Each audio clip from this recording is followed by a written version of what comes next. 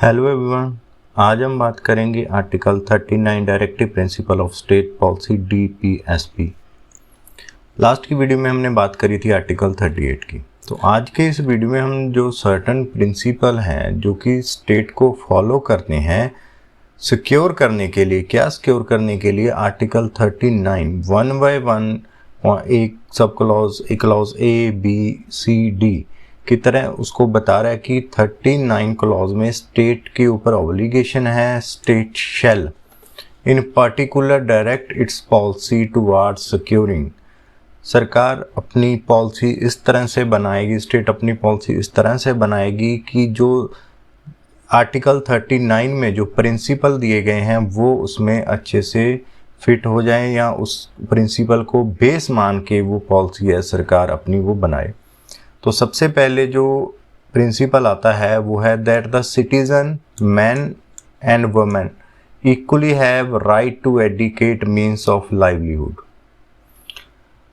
Citizen of India को चाहे वो मैन है या वुमेन है, सबके पास इक्वली राइट हैं कि एडिक्वेट मीन्स ऑफ लाइवलीहुड, उनके पास जीविका का अधिकार, सफिशेंट साधन होने चाहिए उनके पास जीविका के लिए।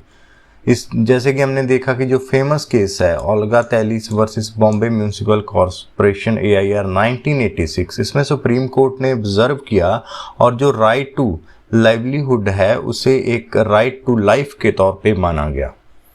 सुप्रीम कोर्ट ने कहा कि if there is an obligation of the state, अगर स्टेट के ऊपर ये ऑब्लिगेशन है कि उसे हर सिटीजन के लिए एक एडिकेट मीन्स ऑफ लाइवलीहुड देना है आर्टिकल 39 क्लॉज अंडर के तहत एंड राइट टू वर्क भी देना है आर्टिकल 41 के तहत, तो राइट ऑफ लाइवलीहुड को एक्सक्लूड करना राइट टू लाइफ से ये कहीं भी ठीक नहीं है। तो इसलिए जो सुप्रीम कोर्ट ने डिक्लेयर किया कि जो राइट है लाइवलीहुड का राइट है वो पार्ट ऑफ लाइफ है, राइट टू लाइफ है, जो कि आर्टिकल 21 में दिया गया है।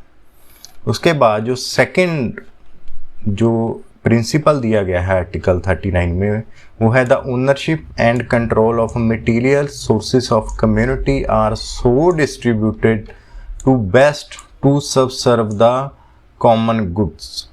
जो मटेरियल सोर्सेस हैं कम्युनिटी के, उसको सरकार इस तरह से नीति बनाएगी कि वह इस तरह से डिस्ट्रीब्यूट किए जाएं जो सबके इंटरेस्ट के लिए, सबकी भलाई के लिए यूज़ हो।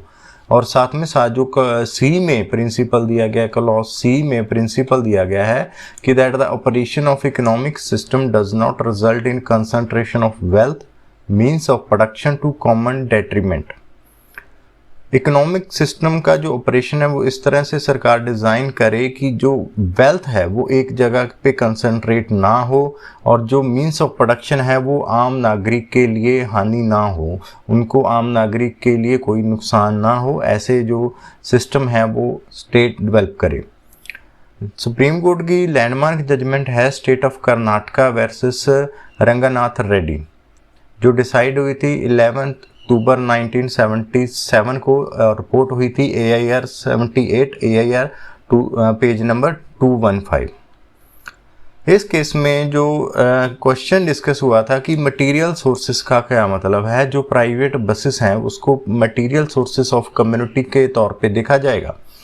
इस केस में नेशनलाइजेशन जो परमिट थे, प्राइवेट बसेस के परमिट थे, उनको कॉरपोरेशन को देने के जो रूल थे, लॉ थे, उसको चैलेंज किया गया था। तो इस कंटेक्स्ट में सुप्रीम कोर्ट ने ये हेल्ड किया कि जो मटेरियल सोर्सेस हैं वो community in context to reordering the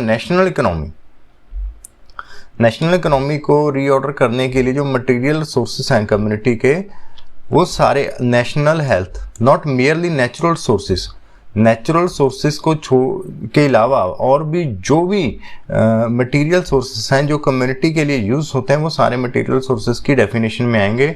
all the private and public sources meeting of material needs.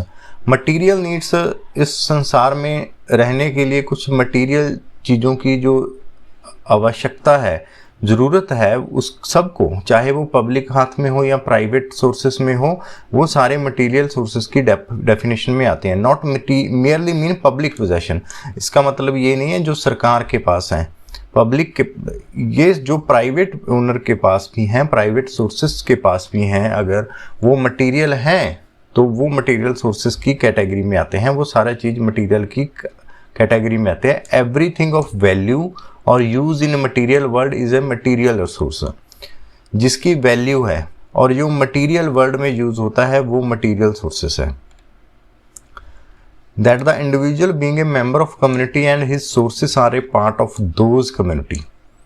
जो मेंबर इंडिविजुअल है वो कम्युनिटी के मेंबर हैं और उसके सोर्सेस भी कम्युनिटी के मेंबर हैं।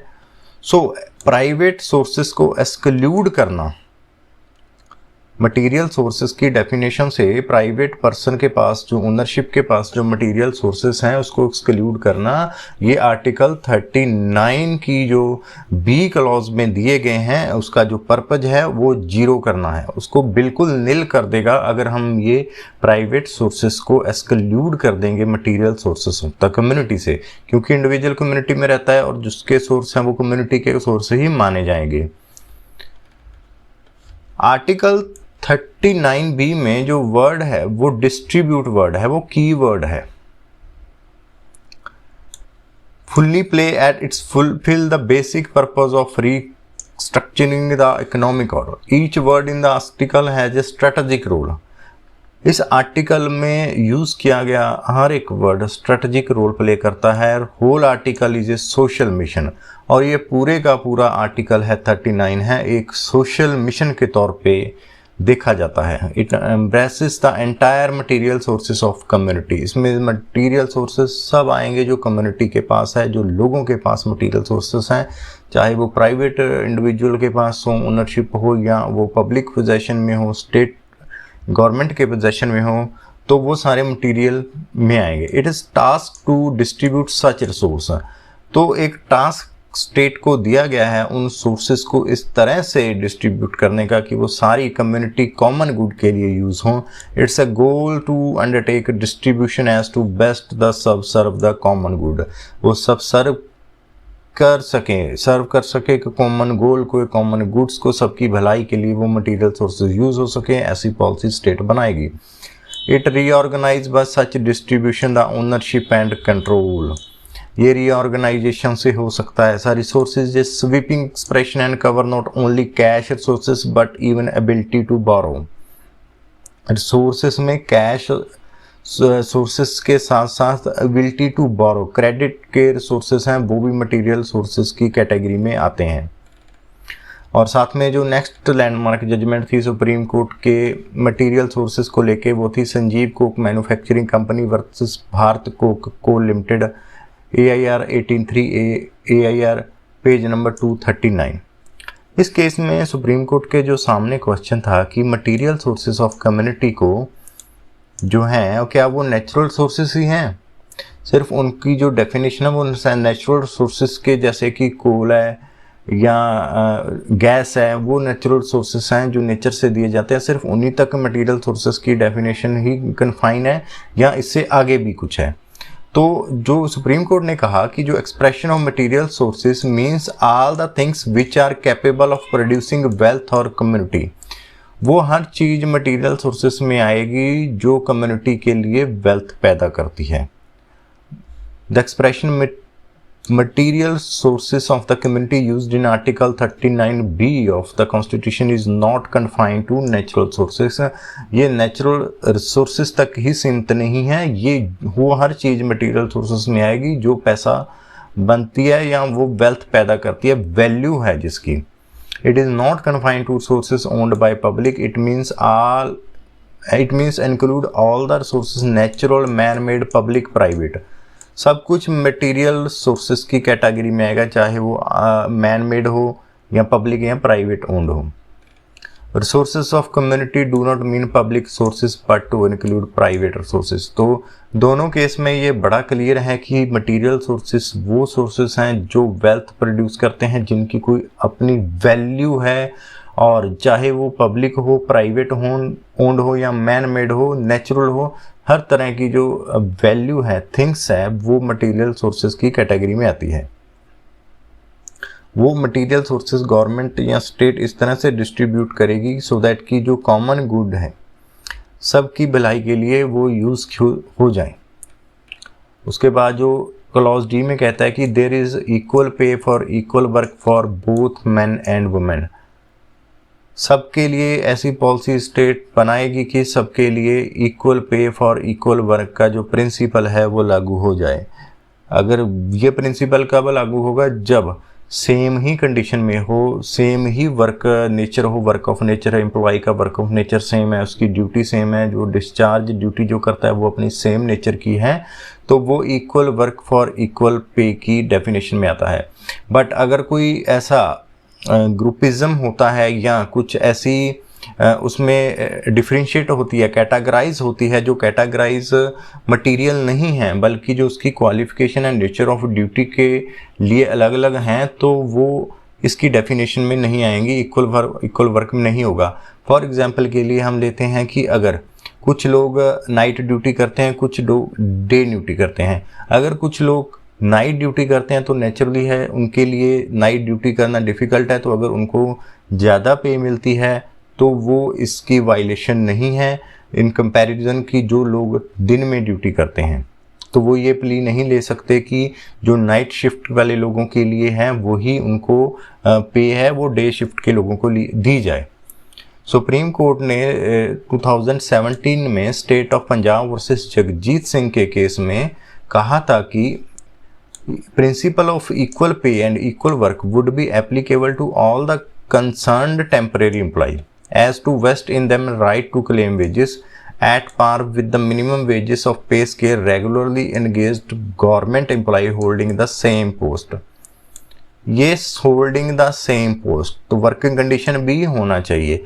Equal pay for equal work applicable supreme court ने उन कंसर्न जो टेम्परेरी एम्प्लॉय हैं उनके ऊपर भी लागू होता है जो पे स्केल रेगुलर एम्प्लॉय को गवर्नमेंट को मिल रहा है। बट कंडीशन क्या है कि सेम पोस्ट होना चाहिए, कंडीशन सेम होनी चाहिए, जॉब की नेचर ऑफ वर्क है वो सेम होना चाहिए। इसी तरह state of Haryana versus Charanjit Singh civil appeal number है 6562 ऑफ 2002 डिसाइड हुआ था 5 अक्टूबर 2005 को। वहाँ पे सुप्रीम कोर्ट ने हेल्ड किया कि जो प्रिंसिपल है equal work for equal pay must satisfied the test that incumbent are performing equal and identical work as discharged by employ against whom the equal pay is claimed.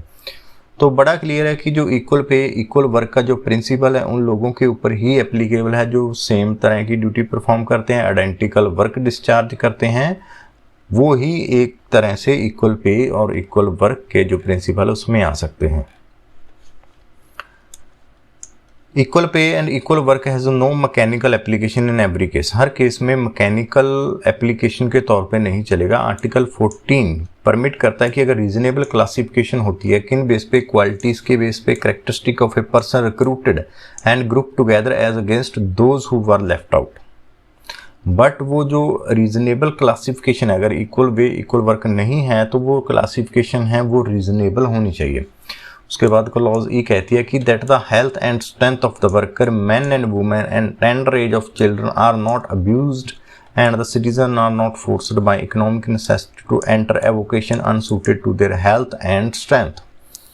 State इसके लिए duty बनाएगी कि जो health and strength है worker की उसको ध्यान में रखा जाएगा, मैन एंड वुमेन की हेल्थ को ध्यान में रखा जाएगा। जो टेंडर एज के बच्चे हैं वो इकोनॉमिक नेसेसिटी की, आर्थिक मजबूरी की वजह से किसी ऐसे वर्क में, ऐसे ऑक्यूपेशन में ना जाएं जो उनकी एज और उनकी हेल्थ और स्ट्रेंथ को सूट नहीं करता। तो इस तरह से पॉलिसी डिज़ाइन है, सिक्योर है, वो करेगी स्टेट। और उसके बाद जो एफ है, clause F, that the children are given opportunity and facilitate to develop in a healthy manner. बच्चों को ऐसी अपॉर्चुनिटी दी जाए कि वो अपने आप को एक हेल्थी मैनर में, हेल्थी कंडीशन में अपने आप को डेवलप कर पाएँ। In the condition of freedom and dignity that the childhood and youth are protected against exploitation, against moral and material abandonment। बच्चों को और यूथ को उनकी जो एक्सप्लॉयटेशन होती है उससे प्रॉपर प्रोटेक्शन मिल पाए, ऐसी पॉलिसी है वो स्टेट डेवलप करेगा। ये जो थर्ड है ये ऐड की गई 42nd अमेंडमेंट 1976 में ये ऐड करी गई।